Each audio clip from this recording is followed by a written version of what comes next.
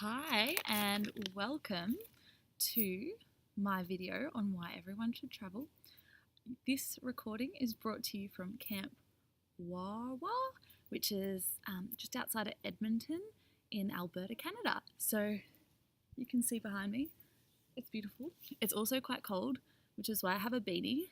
And the reason I'm wearing shorts and a t-shirt is because all of my warm clothes are in the wash right now. So yay, I'm like dedicated to having a pretty background, and that's why I'm sitting out in the cold.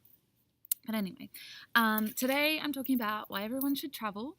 I went on my first overseas trip to Thailand when I just turned 16, and that was in 2009. I now consider myself a travel addict. I love it. Can't get enough of it, and I would happily dedicate the next definitely few years to traveling.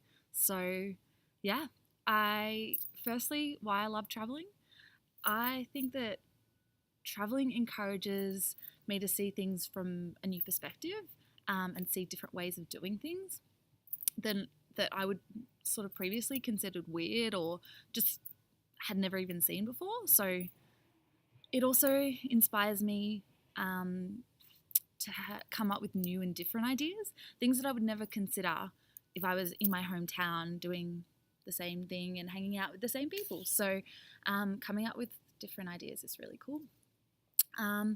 When I'm traveling, I'm also constantly learning every day about the world and about people, and it's a great it's a great education. I feel like I'm learning things that I would never go and learn in a book and I'd never go and read about, and it's a totally different experience from seeing it on TV.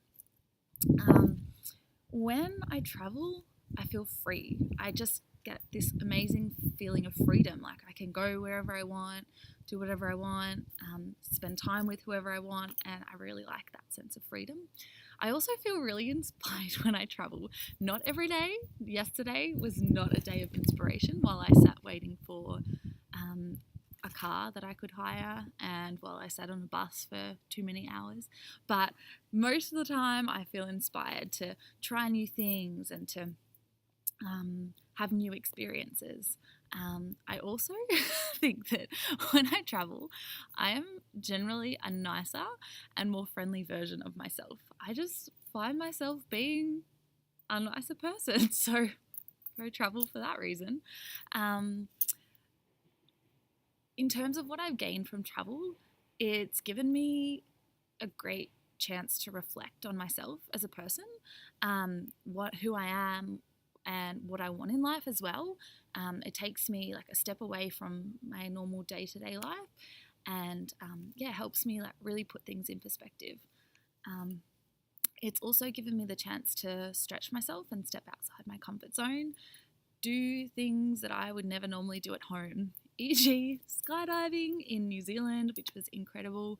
I did that with a good friend of mine a couple of years ago, e.g. water rafting in Europe. There's always something different that I'm trying when I'm traveling, and because it's like, well, what have I got to lose? Like, I'll give it a try. It's definitely pushed me outside of my comfort zone, which is great. It's opened up so many doors and new opportunities. The people I've met along the way and the different opportunities I've had. Like I studied abroad in California a couple of years ago, and I'm still in contact with one professor in particular, and there's a lot of opportunities that I can gain from that in terms of my future career and study options, which would have never happened if I'd stayed at the same university in the same town.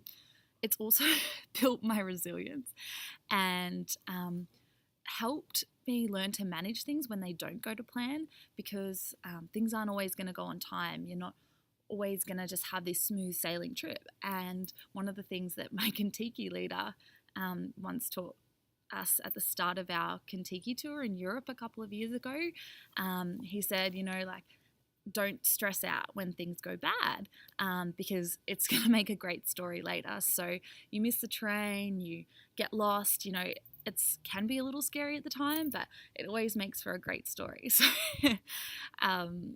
building that resilience and learning to put things in perspective is really important.